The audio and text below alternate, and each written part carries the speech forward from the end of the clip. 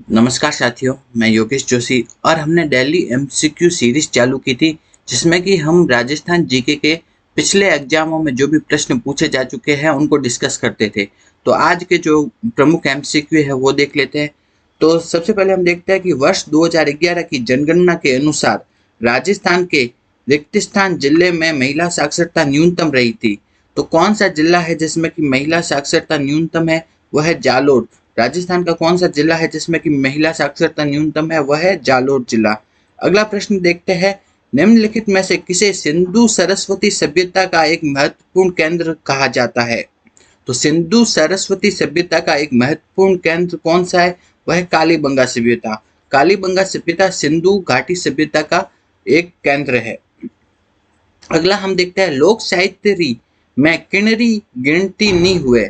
तो मतलब कौन लोक साहित्य के अंतर्गत नहीं आता है? ठीक है, तो लोकगीत लोक साहित्य में आते हैं, ख्याल या लोक नाटक ये भी लोक साहित्य में आते हैं, पहेलियां ये भी लोक साहित्य में आते हैं, जबकि जो एकांकी होती है ना वो लोक साहित्य में नहीं आती है। तो इसका आंसर हो जाएगा सी। अगला प्रश्न है, माही नदी का उद्गम है। तो माही नदी का उद्गम कहाँ से माना जाता है? वह है धार, मध्य प्रदेश। मध्य प्रदेश के धार जो है वहां से क्या माना जाता है? माही नदी का उद्गम माना जाता है। अगला प्रश्न है कि असाहित कवि रचना कौन सी है? तो असाहित कवि है उसकी रचना इनमें से कौन सी है? तो वह है हंसावली। तो हंसावली किसकी रचना है? वह है असाहित कवि की। किसकी? असाहित कवि की। अगला प्रश्न है, वार्षिक वन प्रतिवेदन राजस्थान 2021-22 के अनुसार रिक्तिस्थान जिले में सर्वाधिक झाड़ी क्षेत्र है। तो सबसे अधिक झाड़ी क्षेत्र कौन से जिले में पाया जाता है? वह है पाली। पाली में सबसे अधिक झाड़ियां पाई जाती है। अगला प्रश्न है, बीकानेर का कौन सा लिग्नाइट खनन क्षेत्र स्थित नहीं है? बीकानेर में कौन सा लिग्नाइट खनन क्षेत्र स्थित नहीं है? तो लिग्नाइट खनन क्षेत्र दे रखे हैं हमको, उनमें से पूछा गया कि कौन सा है जो कि बीकानेर में नहीं है। तो पलाना कहाँ है? बीकानेर में। बरसिंहसर बीकानेर में। बीथनोक बीकानेर में। ये सब क्या है? लिग्नाइट खनन क्षेत्र है जो कि बीकानेर में स्थित है, जबकि बोधिया है वो बीकानेर में नहीं है। तो इसका आंसर हो जाएगा सी। नेक्स्ट हम देखते हैं, वीर सतसई रचनाकार है। तो वीर सतसई के रचनाकार इनमें से ऑप्शन दिए गए हैं, उनमें से क्या आंसर सही होगा? जो आपके आंसर की में आंसर दिया गया है वो है नाथू सिंह महिया रिया। कौन है? नाथू सिंह महिया रिया, वो है वीर सतसई के रचनाकार माने जाते हैं। अगला प्रश्न है कि मोलेला ग्राम किस हस्तशिल्प कला के लिए प्रसिद्ध है? तो मोलेला प्रसिद्ध है टेराकोटा के लिए। मोलेला किसके लिए प्रसिद्ध है? टेराकोटा के लिए। अगला प्रश्न, निम्नलिखित में से कौन सा वस्त्र पुरुषों का है? ठीक है, पुरुषों का इनमें से कौन सा वस्त्र है? वह डोडी। क्या है? डोडी। डोडी किसका वस्त्र है? पुरुषों का। जबकि कुर्ती, निचोल, दुकुल ये सब महिलाओं के वस्त्र है। अगला है, हथकरघा उद्योग के लिए निम्न में से कौन सा स्थान प्रसिद्ध है? तो वो है मांगरोल। मांगरोल है वो किसके लिए प्रसिद्ध है? हथकरघा के लिए। अगला प्रश्न है कि गोला अलीपुरा ये किसका भंडार क्षेत्र है? वो है वुलस्टोनाइट। तो गोला अलीपुरा किसका भंडार क्षेत्र है? वो वुलस्टोनाइट का भंडार क्षेत्र है। नेक्स्ट प्रश्न देखते हैं, रामश्रेय संप्रदाय की प्रधान पीठ कठिन है। तो रामश्रेय संप्रदाय की जो प्रधान पीठ है वो कहाँ पे स्थित है? वह स्थित है शाहपुरा भीलवाड़ा में। तो रामस्नेही संप्रदाय की प्रधान पीठ कहाँ है? शाहपुरा भीलवाड़ा में। शाहपुरा, अब तो शाहपुरा हो गया, ठीक है, तो शाहपुरा में स्थित है। आगे हम देखते हैं, निम्नलिखित में से किस मंदिर में दुर्ग स्थापत्य कला का अवलंबन नहीं किया गया है? तो दुर्ग स्थापत्य कला का अवलंबन है वो कौन से में नहीं किया गया है? वो है जगदीश मंदिर जो कि उदयपुर में स्थित है, उसमें दुर्ग स्थापत्य कला का अवलंबन नहीं किया गया। नेक्स्ट हम देखते हैं, तंबाकू की खेती के लिए प्रमुख जिला कौन सा है? वह है अलवर। अलवर में तंबाकू की खेती बहुत अधिक होती है। नेक्स्ट देखते हैं कि राजस्थान में कौन से क्षेत्र में गुलाबी गणगौर मनाई जाती है? तो गुलाबी गणगौर मनाई जाती है नाथद्वारा में। ठीक है, तो गुलाबी गणगौर मनाई जाती है कहाँ? नाथद्वारा। अगला प्रश्न है, राजस्थान के कौन से जिले में सर्वाधिक शिकार निषिद्ध क्षेत्र है? तो सर्वाधिक शिकार निषिद्ध क्षेत्र कहाँ स्थित है? वो है जोधपुर में। अगला प्रश्न है, बेंगू के किसान आंदोलन का नेतृत्व किसने किया था? तो बेंगू किसान आंदोलन का नेतृत्व किया था राम नारायण चौधरी ने। किन्होंने? राम नारायण चौधरी ने।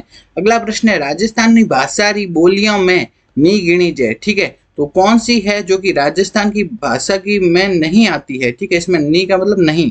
ठीक है, तो मारवाड़ी राजस्थानी भाषा की बोली है। मेवाती वो ये भी राजस्थानी बोली है।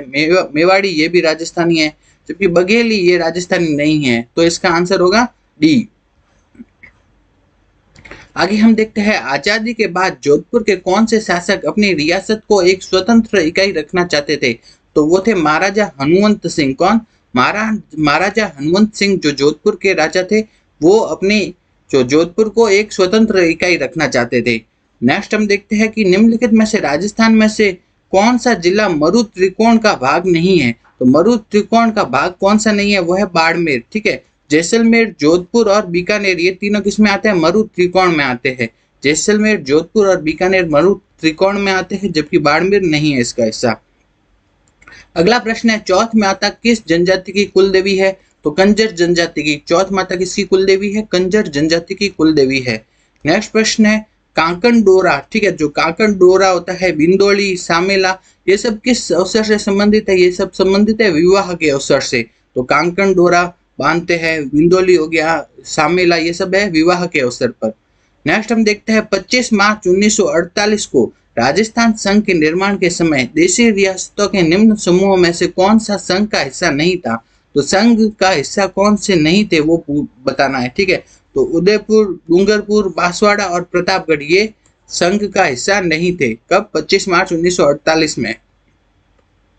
अगला प्रश्न है कि उत्तर दक्षिण गलियारा, ठीक है, राजस्थान के किस जिले से गुजरता है? तो वह है धौलपुर। ठीक है, उत्तर दक्षिण जो कॉरिडोर है वो राजस्थान के कौन से जिले से गुजरता है? वह है धौलपुर से गुजरता है।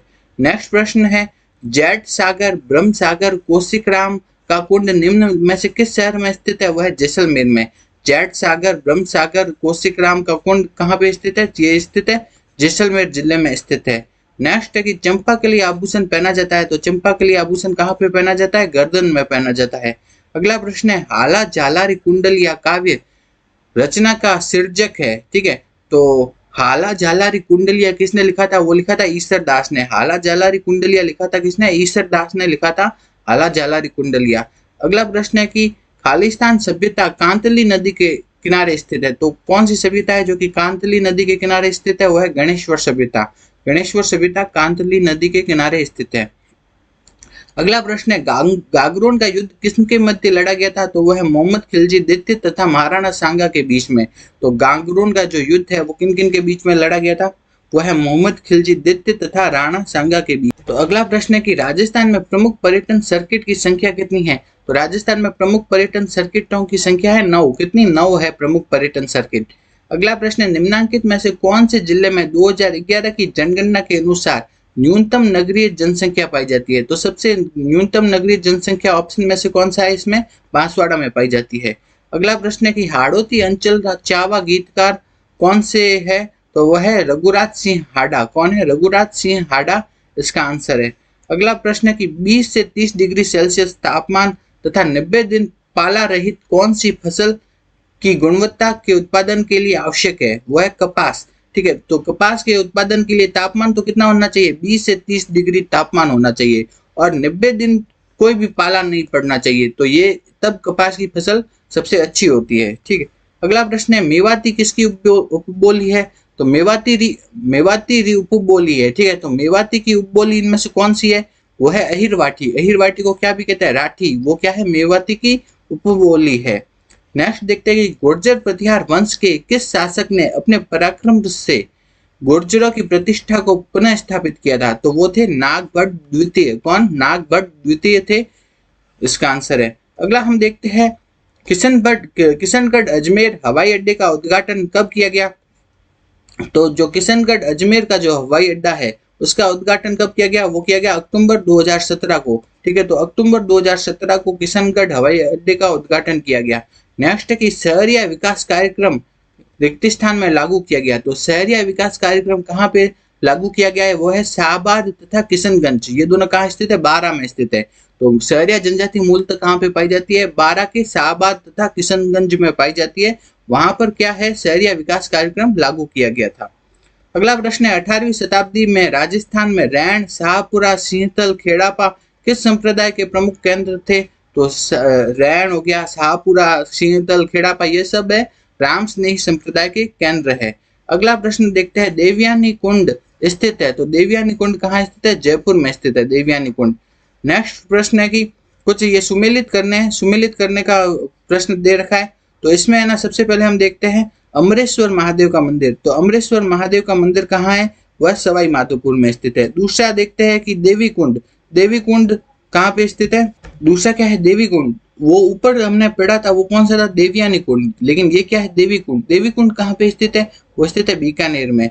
नेक्स्ट है कि अंधेश्वर पार्श्वनाथ जी का मंदिर कहाँ स्थित है? वह है बांसवाड़ा में। और बीसल देव कहाँ है? टोंक में। तो ये हो गया सुमेलित।